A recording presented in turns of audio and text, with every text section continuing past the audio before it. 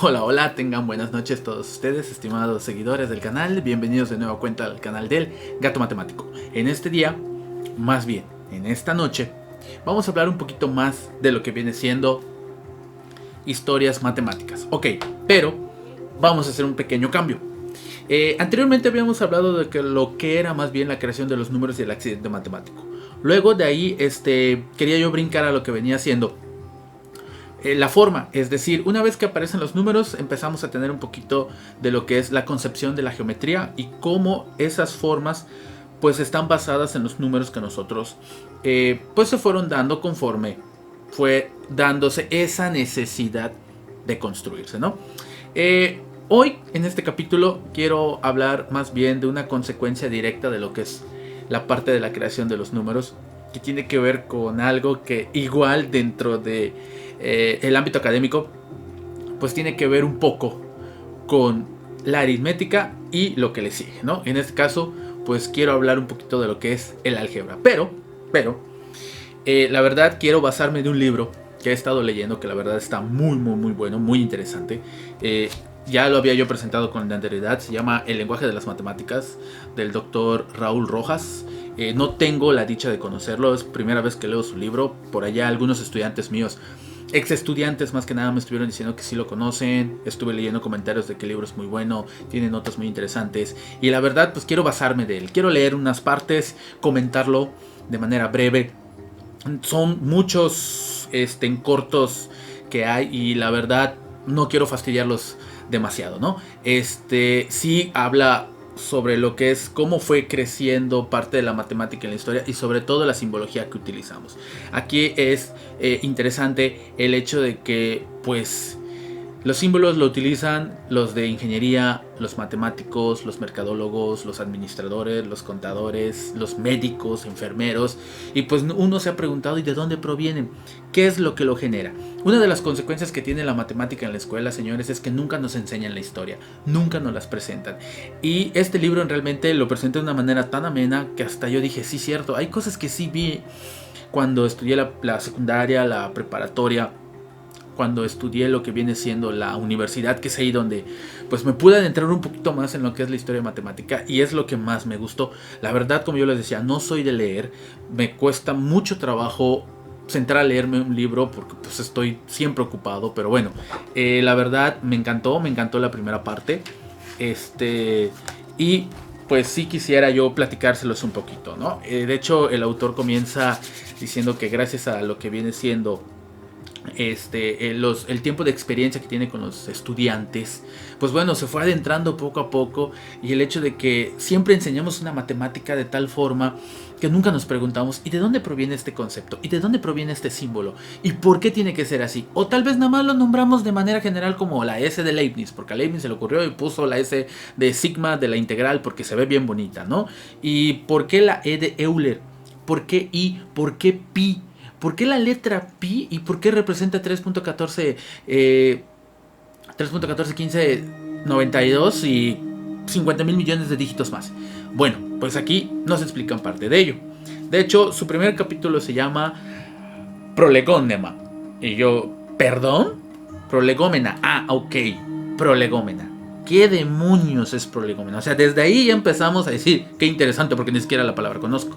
Entonces decidí buscar qué era la palabra y en una traducción así tal cual nos dice: introducción que precede a un tratado en el que se expresan los fundamentos de la materia que se trata. Es más o menos como hablo. Normalmente digo una palabra y la vuelvo a repetir 3 palabras después. Ok, entonces otra traducción, ok, conjunto de acciones o de acontecimientos que suceden justo antes de que ocurra algo. Ah, en mi champueblo le llaman preámbulo. Ok, el preámbulo de todo lo que nos va a venir encima de la matemática. Y bueno, ¿con qué comienza? Con una palabra tan sencilla que al momento de escucharlos a algunos les da embolia, parálisis cerebral, parálisis facial, se les empieza a quedar chueco un ojo, se les cierra un ojo, la boca se les tuerce. Bueno, esta palabra se llama álgebra y es una palabra árabe. Es decir, hablaremos del problema más grande que llegan a tener los estudiantes, que es el álgebra, y de ahí toda su, vamos a decirlo así, su vida académica se ve perturbada, se ve traumada, y algunos dicen que desde que están en el vientre de su madre ya quedaron traumados al escuchar la palabra álgebra. Y van a entender esto porque en algún momento muchas personas dicen: no, es que voy a estudiar una carrera que no tenga matemáticas. Históricamente hablando, tu carrera fue la necesidad que tuvo de crearse una matemática. Y lo más canijo es que no la quieres estudiar y la tienes que usar. Yo la verdad me quedé así de, güey, sí es cierto. O sea, todavía les ayudó porque les facilitó muchísimas cosas. Y dices, no, actualmente no lo quiero estudiar. No, mejor me voy a otra cosa que no lo tenga. Y entras y resulta que sí tiene. Y no sé qué, se vuelve más complejo. Pero bueno, para poder entender el origen que tenemos, pues, del autor, dice que nos tenemos que remontar a la época de lo que viene siendo las 1001 noches. Es decir, a las historias de los árabes. Nunca leí ese libro. Ok, no sé quién es Harun al-Rashid. No sé por qué se la pasaba patrullando toda la noche en Bagdad. No recuerdo quién es Sherazade. He escuchado su nombre en algún momento. Tal vez el nombre de esposa de alguien, o de amiga, o de las hijas de las personas que conozco, pero no sé quién es. Ok, entonces, bueno, resulta que pues parte de la historia trata de que pues una persona no quiere ser atrapada y empieza a huir y cada día se esconde, cada día pasan cosas y bueno, mil historias más, pero ok, ¿qué conlleva ello? Bueno, a que en esa época pues ya existía lo que venía siendo la política y el militarismo en lo que son los árabes. Pero antes de ello, bueno, el origen de las matemáticas se remonta a los primeros conocimientos aritméticos. Bueno, ya hablamos un poquito de la creación de los números, cómo es que estos se crean, ¿ok? Pero a la vez como se crean los números, pues se crean algo llamado las operaciones matemáticas, ¿no? Las operaciones que podemos hacer con ellos. Luego, más tarde, los griegos generan la geometría, sí, ¿ok? Y los rudimentos de manipulaciones simbólicas en las matemáticas, ¿ok? ¿Cuáles son esos rudimentos de manipulación? Pues bueno, vienen siendo regla y compás. Regla sin números, sin medida, una simple tabla, y un compás que en algunos casos era una punta, un metalito o un pedazo de madera y un hilo. Eso era nuestro compás. Bueno, eso era su compás, porque en realidad ellos solamente trazaban ángulos y circunferencias, y aunque no lo crean, construir un ángulo era parte de una circunferencia. Entonces no había más que trabajar que con ello. Ahora, ya hace 23 siglos que el ingeniero Euclides de Alejandría pues compendió los conocimientos aritméticos y geométricos en su época, en su obra magna Los Elementos. En algún momento nos platican de los elementos en la escuela, que de ahí salen los 5 postulados de Euclides con respecto a la geometría, y que el quinto postulado, es el que ha hecho muchísimas cosas a través de ella, ¿no? Con que 2 rectas, por más que se prolonguen al infinito, nunca se cortan, pero si tú miras al horizonte, hay rectas al infinito y esas se cortan. Entonces aparece algo llamado geometría moderna. ¡Oh cielos! Sí, en la geometría moderna destruye muchas cosas de la geometría en plana, pero bueno, surgen otras, así como viene siendo la geometría esférica. ¿Ok? Ahí los triángulos pues ya vienen siendo de otra magnitud los ángulos. ¿Ok? Ahora, la palabra álgebra tomó más tiempo en forjarse. ¿Ok? Ya que en esta disciplina se opera con números concebidos como entes abstractos, es decir, como variables que pueden adoptar diferentes valores. Bueno, sí, de hecho el álgebra es pues, la rama de la matemática que se encarga de las operaciones con variables o letras, porque no podemos dar un valor final como la aritmética, ¿ok? Como 5 más 5 es 10. En este caso, si tú dices 5x más 2x, pues vendrían 107x. ¿Pero quién es x? Es una letra que yo concibo como variable. Es algo que yo hago variar, ¿ok? Ahora, fue otro matemático griego quien se atrevió a representar variables y ecuaciones complejas. Aquí va a entrar un nombre muy importante. Un personaje que, bueno, en su momento trabajó con muchas ecuaciones y en la actualidad sí son utilizadas. En este caso nos vamos a referir a Diofanto, ¿ok? Que dice que cuya vida se pierde en la bruna de los tiempos porque no se sabe qué sucedió con él y sobre todo cuándo murió. De hecho, en su lápida está escrito, en teoría, un verso en el que si lo resuelves te dice la edad en la que murió. ¿Okay? Yo recuerdo que en algún momento de la universidad nos lo dijeron, lo resolví, y por lo tanto me quedó la duda de cuánto era. O sea que tengo que buscarlo y volver a resolverlo. Espero en otro video poder presentárselos. ¿Okay? Bueno.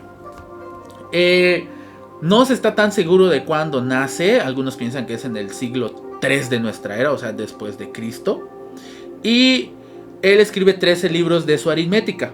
Es por ello que Diofanto aspira a alcanzar el mismo nivel que el propio Euclides, ¿ok? Uno trabajó geometría y el otro empezó a trabajar operaciones con los números, es decir, la aritmética. Aunque los conocimientos geométricos de los griegos nunca se extraviaron, el mismo, donde está, sí se perdió en Europa la tradición algebraica de Diofanto, ¿ok? Le enfocaron más a lo que viene siendo el tratado algebraico que a los números. ¿Razón? A ellos la tuvieron. ¿Ok? Bueno. En esto, digamos que es redescubierto, se reescribe, y esto fue pues hecho en Europa durante la época del Renacimiento. Ok. Ahora, mientras en Europa se transitaba a tientas por la noche de la Edad Media, los persas y los árabes, otras civilizaciones, se encargaron de rescatar el legado científico de los griegos. Ok, vean cómo va pasando de civilización en civilización y como que de época en época. Ok, muchos de los libros se pierden y luego son rescatados por otros y los empiezan a traducir en otros idiomas y empiezan a adoptar su propia simbología. Ok, durante la época retratada en las Mil y Una Noches, la edad de oro del Islam, la cultura árabe se extendió desde Asia Menor hasta África y la península ibérica, estamos hablando de Europa. Alrededor de 600 años, desde el siglo 8 hasta el 13, los árabes pues absorben la ciencia y las tecnologías egipcias, babilónicas, griegas y romanas, ¿ok? En algún momento nosotros hemos escuchado decir, oye, ¿en qué numerología es, no? Pues eso es la indoarábica. O sea, significa que en algún momento la gente pues combina lo que es la parte hindú junto con los árabes, los números arábigos, y entonces tenemos los números que nosotros trabajamos actualmente, ¿no? Bueno, vamos a ver. Pues dice que la capital del imperio se traslada de Damasco a Bagdad, se funda la Casa de la Sabiduría, así como existían los pitagóricos, pues cada civilización tuvo la suya. Y bueno, que al principio era simplemente una biblioteca, pero que evolucionó hasta transformarse en un centro de reunión y docta disputa de los ilustrados de aquel tiempo. Algunos le llaman lo que viene siendo el Club de Toby, ¿ok? Otros le llaman academias y otros le llaman un podcast, como ustedes le quieran llamar, ¿no?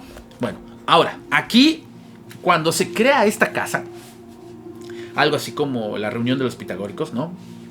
De hecho, en algún momento dicen que Pitágoras murió, pero que otros lo siguieron, o que Pitágoras se fue y desapareció cuando fue invadido donde vivía en Samos, ¿okay? Aparece un sabio de nombre, y Dios mío, solo me aprendí dos partes de él, que bueno, se los voy a nombrar a ver si puedo hacerlo, ¿no? Se llama Abu Abdallah Muhammad Ibn Musa al-Khwarizmi. En mi champueblo lo llamo al-Khwarizmi. Señores, este nombre, para quienes llevaron el libro de Baldor de álgebra, es el árabe, que aparece en la portada. O sea, el de la portada no es Baldor. Baldor era un cubano, ¿ok? Un profesor cubano. El que aparece en la portada es al-Khwarizmi, es Abu Abdallah. Es el creador de las...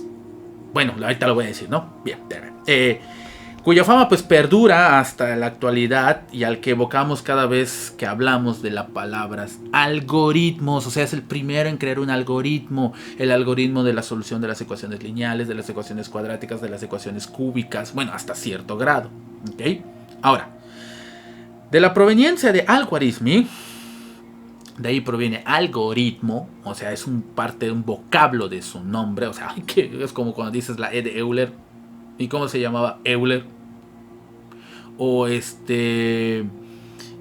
derivada de Newton, ¿cómo se apellidaba Newton? sí suele pasar. Entonces, como el teorema de Ballestras y similares, ¿no? El Green-Stokes y eso. Y dices, bueno, ojalá aparezca un teorema que lo pueda llamar el teorema de Chern. No sería mala idea. ¿Ok? Bueno. Dice que nace en un lugar entre Persia y Uzbekistán. Bueno, era un erudito universal que al mismo tiempo pues realizaba observaciones astronómicas, levantaba mapas y estudiaba la geografía del imperio, del infierno. Ay, Dios mío, estoy diciendo de dónde vengo. Pero bueno, en ese caso, recuerden que en una época antigua los matemáticos eran de todo. Nosotros lo bautizábamos como los todólogos, es decir, hacían desde física, matemática, al rato ya lavaban ropa, cambiaban en ruedas de carreta, hacían alquimia, trataban de encontrar el elixir de la vida, el porqué de las cosas, bueno, ¿ok?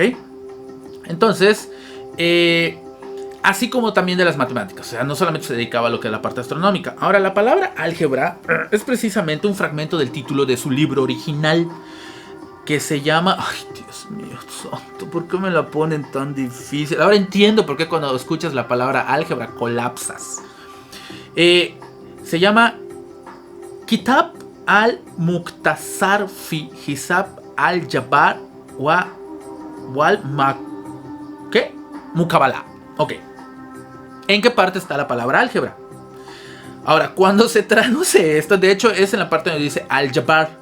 Voy a tratar de ponerlo por acá en alguna parte, algunas cosillas de lo que vaya yo diciendo, porque la verdad, pues si te quedas así medio extraño, voy a tratar de poner el nombre completo aquí abajo de lo que viene siendo en Al-Khwarizmi. Y voy a mostrar la foto y van a ver que no se parece a Don Baldor. ¿Ok? ¿Estamos de acuerdo? No me dan regalías, pero bueno, lo tengo que nombrar porque es como que parte de la filosofía matemática de la escuela.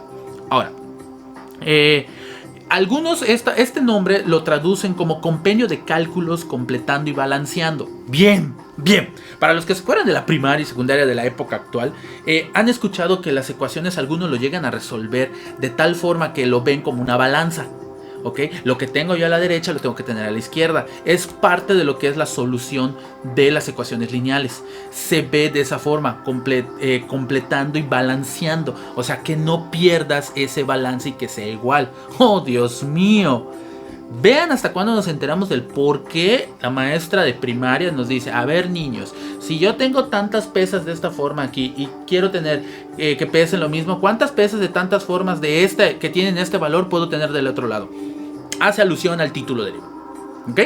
Bien, ahora, este libro populariza el sistema decimal, el que nosotros estamos trabajando, y sobre todo el posicional. Recuerden que el de nosotros, un dígito a la derecha o a la izquierda, o un decimal a la derecha o a la izquierda, cambia muchísimo. ¿Ok? Ahora, siglos después en Italia, pues se hablaría de resolver problemas numéricos con el ábaco. Ok, ¿qué es un ábaco? Pues es una... bueno, ¿cómo es actualmente un ábaco? Pues bueno, tiene no fichas, sino más tiene bolitas que cada una a lo mejor son unidades, decenas, centenas, y tiene un algoritmo para trabajarse. Nunca lo aprendí. Bien, con el ábaco, con papel o lápiz, y ahí se utilizan algoritmos y guarismos, es decir, cifras decimales. Ok, bueno, tiene sentido. Actualmente nosotros lo hacemos. Ahora, resulta que el libro de Al-Khwarizmi procede en forma similar a la de muchos otros recetarios. Aquí es donde viene la parte más interesante. Plantea problemas particulares y muestra cómo hallar la solución, como el señor Baldor. ¿Okay? El problema sería encontrar un número que reducido 3 unidades se convierte en 2. ¿Okay? Ese es un problema. Lo importante es el método con el cual se llega al propio resultado, que se puede después extrapolar a otro tipo de situaciones. Es decir, ¿qué pasa si yo le voy cambiando algunas cosillas y voy adoptándolo para otras situaciones? Es así como decimos que extrapolamos. A veces esas extrapolaciones sí se pueden, en otros casos no. ¿Ok? Es lo que muchos suelen cometer el error en la parte de las matemáticas.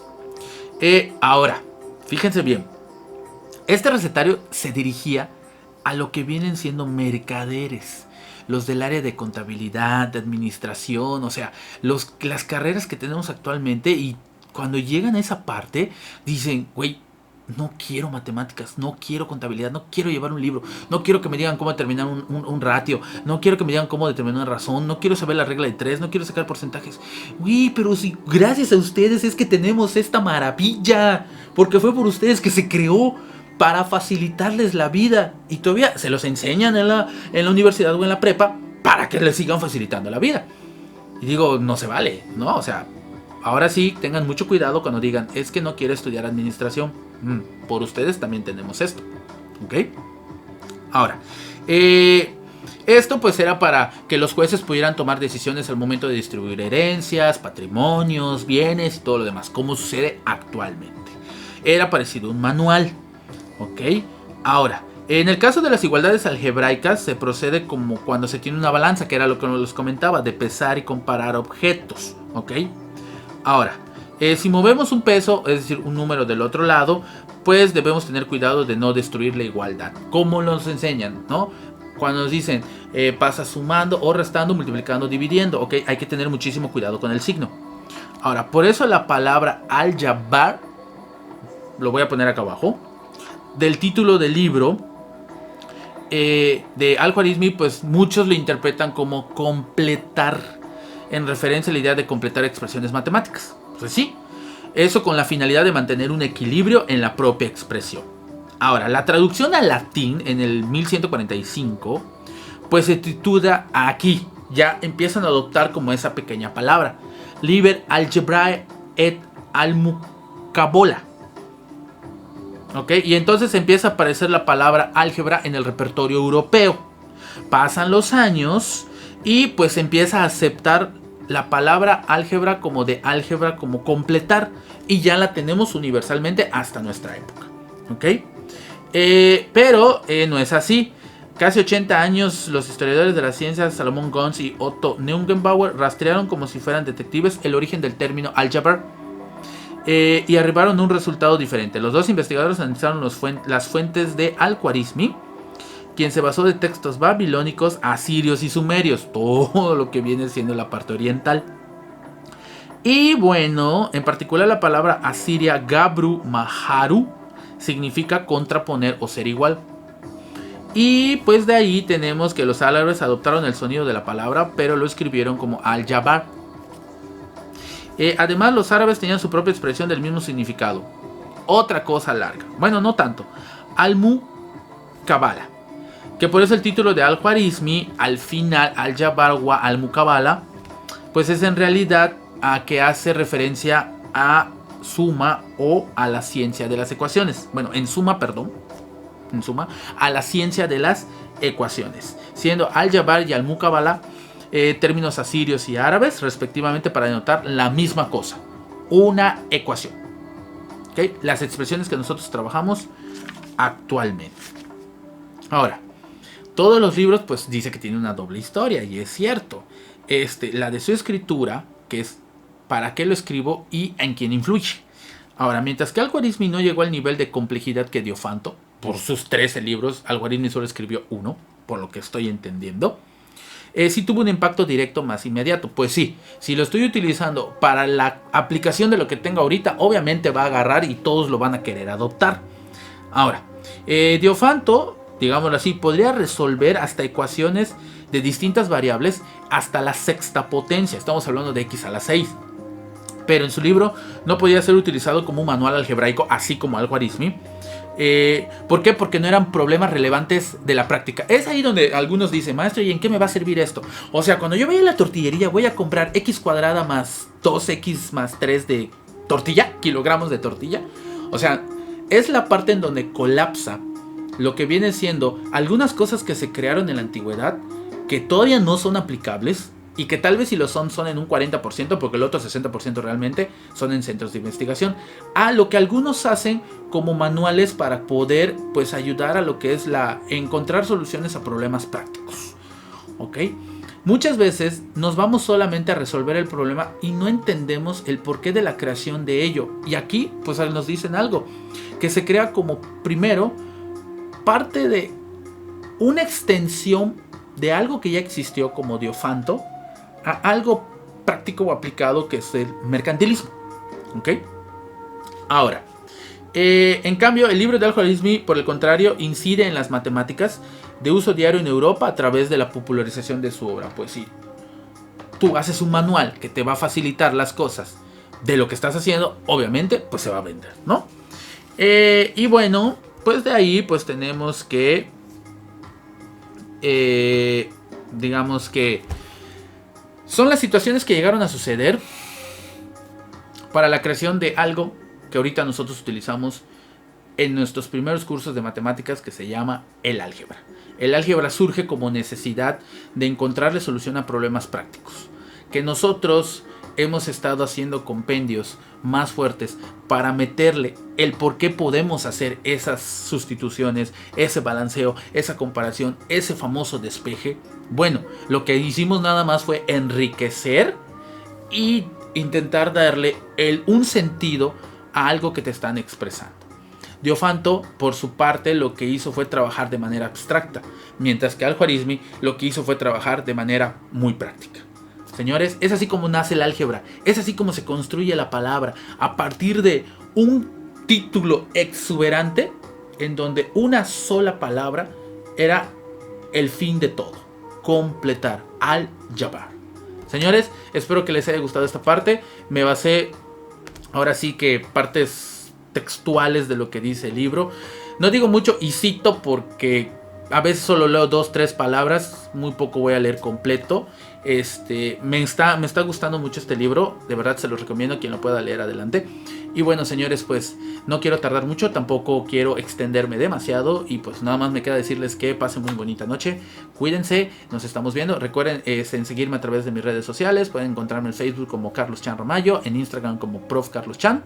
Y bueno, no olviden darle suscribirse y en la campanita, señores, para poder seguir haciendo videos de este estilo. Luego más adelante nos hablaba de lo que viene siendo pues lo que es la geometría y los números. Ahora sí hablamos de lo que vienen siendo los elementos y cómo los griegos lo concebían en su tetaedro, en su dodecaedro y todo ello. La verdad, pues ellos amaban, y de hecho ellos concebían como el todo de la naturaleza, y que está muy apegado a lo que viene siendo la matemática. Pues bueno, señores, muchísimas gracias por su atención. Espero que este pequeño video les haya gustado. Para quienes pues lo vean, por ahí voy a dejar algunas notas en lo que es esta parte de lo que es el libro, cuál es el nombre completo, cómo se escribe. De verdad, yo, ay, Dios mío santo, ahora entiendo por qué dicen que es complejo el álgebra, si hasta el nombre de la persona es difícil, ok, en este caso hasta Tintán se queda corto con el nombre de Al-Khwarizmi. Señores, pues muchísimas gracias por todo, pasen muy bonita noche, nos estamos viendo en el próximo video. Y no olviden, señores, sigo subiendo videos para la parte matemática, ahí hay algunos, espero sus comentarios. Recuerden que si cometo algún fallo, por favor coméntanlo para que yo pueda poner ahí un arreglo, ¿no? O sea, decir qué es lo que realmente está mal, que sí tenga mucho cuidado en este minuto. Y pues bueno, no se vayan con una idea errónea en su cabecita. Señores, nos estamos viendo, muchísimas gracias por todo. Síganme a través de todos esos lugares. Hasta la próxima, muchachos. Bye.